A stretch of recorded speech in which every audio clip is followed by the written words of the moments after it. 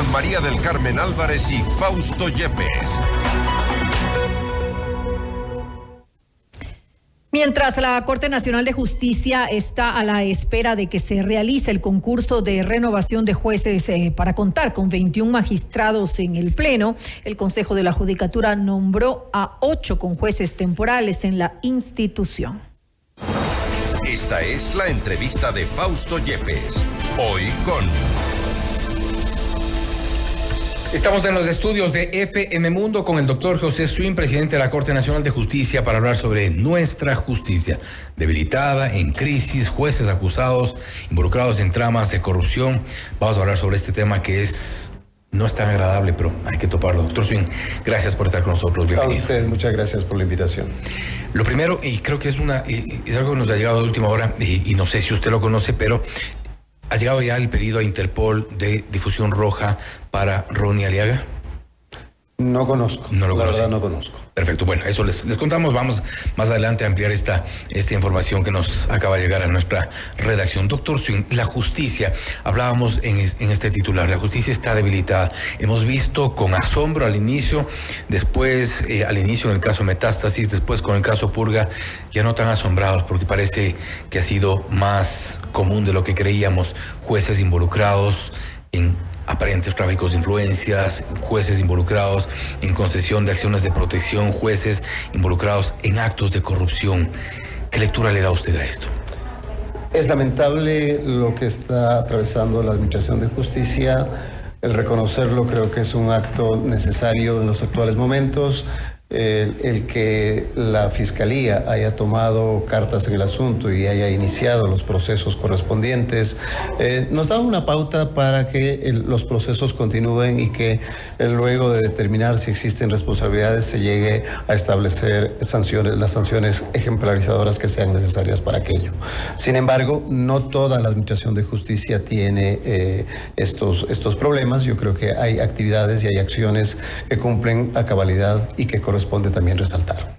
Ahora, es evidente que no vamos a generalizar, pero la lista de jueces involucrados no es menor tampoco, y el nivel de los jueces que se han visto en este tipo de enredos tampoco. Me refiero, tenemos un expresidente del Consejo de la Judicatura, tenemos un exvocal del Consejo de la Judicatura, otros 2 destituidos también por actos al menos reñidos con la ley, jueces provinciales también involucrados en estos casos.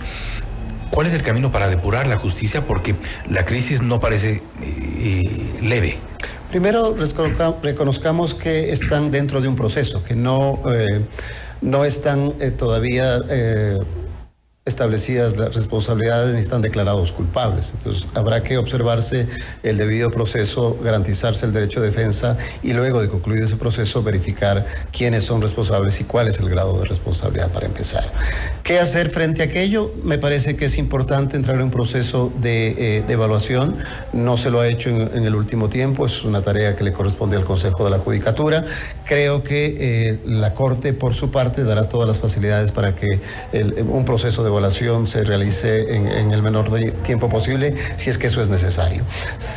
También, por otro lado, correspondería a la Contraloría General del Estado hacer un proceso de verificación de declaraciones patrimoniales. También creo que es un tema pertinente. Esas serían acciones concretas. Pero creo que lo más importante en este momento es la convocatoria a selección de 10 jueces de la Corte Nacional, que yo en lo personal considero que es un proceso necesario, que es un proceso al que le apostamos todos para que nos dé un respiro y que nos permita seleccionar los mejores hombres y mujeres para que integren la Corte Nacional de Justicia. La misma apuesta que hicieron ustedes, muchos de ustedes, al concurso anterior, que fue anulado posteriormente por esta serie de irregularidades. Muchos, incluso de quienes cuestionaron, se mantenían en el concurso. Usted lo ha dicho, muchos o algunos estuvieron formando parte de ese proceso, en el entendido que era un proceso convocado con buena fe, con la necesidad de llenar esas vacantes.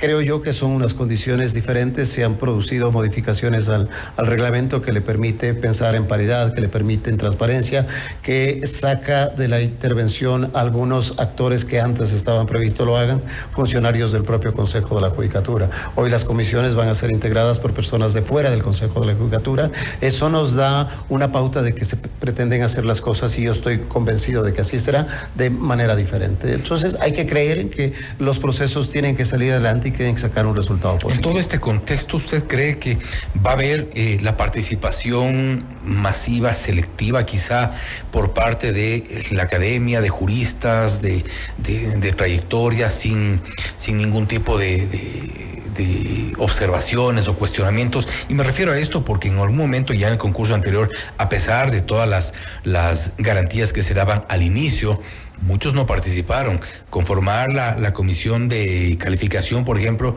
les fue complicado al punto que se deslizaron por ahí un par de políticos. Entonces, en efecto, hay muchos factores que inciden en el resultado. Es decir, si es que alguien no quiere involucrarse, seguramente no tiene confianza en el proceso, en el inicio o en las condiciones en las que se lo convoca. ¿hay confianza esta vez? En este momento yo creo que hay unas condiciones diferentes. Creo que el Consejo ha hecho una buena tarea, tanto así que pese a estar aprobado el reglamento, dio apertura para escuchar otras voces, para escuchar a la ciudadanía, para escuchar a la academia, para escuchar interesados en darle una cara diferente al proceso. Incorporaron esas modificaciones. Me parece que eso es un buen punto de partida. Yo confío, también el Consejo hizo una suerte de invitación hacia las universidades, las facultades de Derecho, para que sus personeros, sus directivos, impulsen a sus profesores, a sus docentes, a que formen parte de este proceso. Recordemos que es un proceso complejo, que se necesitan varios actores, no solo los que van a intervenir aspirando a llegar a un cargo, a ser designados jueces o conjueces de la Corte, sino también que van a participar en las comisiones de selección en las diferentes etapas. Y me parece que hay la apertura necesaria, hay la confianza también dada en respuesta de estas visitas por parte de estas autoridades educativas. Entonces, el involucramiento de la academia sí marca un escenario diferente, que yo confío que genere confianza en que los profesionales de valía, que los existen en el foro ecuatoriano, puedan aspirar a formar parte de la Corte Nacional. Irónicamente, por parte de un concurso llevado adelante por parte de un Consejo de la Judicatura con suplentes. Irónicamente sí, la Corte también está funcionando en su gran mayoría con jueces encargados, con jueces temporales. Mi presidencia también es temporal. Estamos en una situación excepcional y tenemos que vivirla, porque tampoco se puede parar el proceso. Ahora bien, precisamente por estas condiciones y este contexto, ¿cree usted entonces que hay garantías ciertas de que escojamos a los mejores jugadores, escojamos los mejores perfiles, tomando en cuenta toda esta situación que no es normal, al menos no es lo habitual? No es lo habitual, pero me parece que el Consejo de la Judicatura ha dado señales positivas en ese sentido. El haber tomado varias decisiones desde la declaratoria de nulidad del anterior concurso, que había sido objeto de varios cuestionamientos, es un elemento positivo en esa línea. Es decir, nos está dando pautas y nos está dando señales de confianza en este proceso. Yo confío en aquello. Yo he pedido a mis colegas que también apoyemos este proceso, y somos varias voces que estamos en esa línea, impulsando y pidiendo que los profesionales se involucren, que crean, que tengan confianza, que el proceso va a ser un proceso transparente, que va a jugar con reglas claras y que no van a haber segundas intenciones en el mismo. Pero la política parece que está en la justicia. No necesariamente, creo yo. Me parece que no he visto una injerencia directa desde la política o desde actores políticos. De acuerdo a las declaraciones de la vicepresidenta, evidentemente en defensa de la situación de su hijo, Francisco Barreiro, ahora en un proceso penal, involucrado en un proceso penal, dan de alguna forma una idea de que hay algún ingrediente político allí. Bueno, mucha gente le da es una situación también particular por la que está atravesando el hijo de la señora vicepresidenta. Ella tiene el derecho, obviamente, en salir en defensa de su hijo. No crea yo personalmente que haya una injerencia política. Si es que hay una acusación por parte de la Fiscalía, eso se ventilará ante el órgano de administración. Al menos eso es un poco lo que sugiere el vicepresidente Insisto, ella está en su derecho en plantear una tesis en defensa de su hijo. ¿Qué va a pasar? Voy a cambiar de tema respecto del Consejo de Participación Ciudadana y Control Social. Se espera ya que la Corte Nacional de Justicia envíe una terna nuevamente en estas circunstancias, con suplentes, con encargos y tal. ¿Qué corresponde aquí? Porque hay un poco la discusión en función de que es la Corte Nacional de Justicia la que tiene que enviar ya la terna para quien deba presidir eventualmente el Consejo de la Judicatura, o el Consejo de Participación Ciudadana y Control Social tiene que requerir de la Corte esta terna. A ver, recordemos cuál es el escenario. El doctor Román está encargado de la presidencia del Consejo de la Judicatura porque la Corte Constitucional en su sentencia dispuso y reconoció que él es el suplente del titular del Consejo de la Judicatura, que proviene de una terna enviada por la Corte Nacional de Justicia. Entonces, una lectura que podría hacerse es que el presidente puede permanecer en el cargo hasta que sea legalmente reemplazado. ¿Cuál es el mecanismo de reemplazo? Ahí es donde interviene el Consejo de Participación. ¿Por qué? Porque el Consejo de Participación debería solicitar a los órganos que son responsables de enviar las ternas para integrar el Consejo. Pero ahí existe otra parte. Ya le requirió en su momento. No lo ha requerido. Yo personalmente no he recibido una solicitud. Tampoco tengo entendido que lo fue anteriormente. Recuerdo que el doctor Saquiesel había dicho que él esperará a que se integre las nuevas autoridades de la Corte para que sea que tomen las decisiones. Eso no se dio y claro, tampoco conozco que se haya enviado una petición en ese sentido por parte del Consejo de Participación. Entonces, una lectura que puede caber en ese escenario es que el Consejo de Participación pueda entender que la transitoriedad del doctor Román no es en el primer momento cuando se designó al doctor Terán, sino un segundo momento ante la ausencia del doctor Terán, que era el titular del Consejo de la Judicatura. Podría entenderse que esa temporalidad se extiende ¿hasta cuándo? Hasta cuando se abran el proceso para elegir los nuevos representantes del Consejo de la Judicatura, que tienen que ser elegidos para un periodo de 6 años que empieza en enero.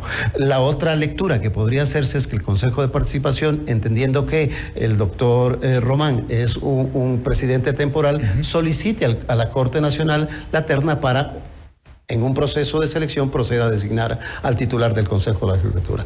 Son lecturas, son escenarios que están fruto precisamente de esta temporalidad. Mientras nada de esto ocurre, ustedes no van a mandar porque el procedimiento me dice así: si es que el Consejo de Participación no lo ha solicitado, no podría yo pensar en seleccionar una terna para enviarla. Quiere decir entonces que tendríamos en este escenario, si no hay decisión del Consejo de Participación Ciudadana, Román para rato. No para rato, porque insisto que la elección de los nuevos integrantes del Consejo de la Judicatura está en enero. Es decir, ya estamos a menos de un año para esas nuevas dignidades. Mientras tanto, pasará concurso de jueces también de primera instancia. El proceso de selección de jueces de la Corte Nacional, según la reglamentación que ha aprobado el Consejo, terminaría en octubre. En lo personal, yo creería que el doctor Román sí podría seguir al frente del Consejo de la Judicatura, porque es una forma de garantizar la estabilidad de esta convocatoria que ya se ha lanzado, que ya se ha iniciado. Si es una forma de dar seguridad a los posibles participantes, sería que el actual Consejo, que es el responsable de esa convocatoria, concluya el proceso. Pero esto es un tema de lecturas, de entender cuál es el escenario en el que estamos viviendo.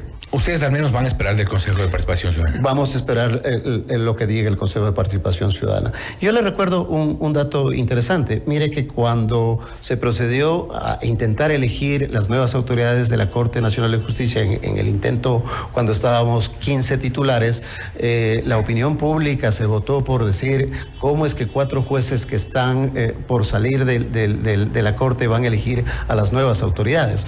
La misma pregunta me hago yo: ¿cómo es que yo, siendo temporal, ponga en manos del Consejo de Participación una terna para elegir una nueva autoridad por una temporalidad asimismo muy limitada en el tiempo?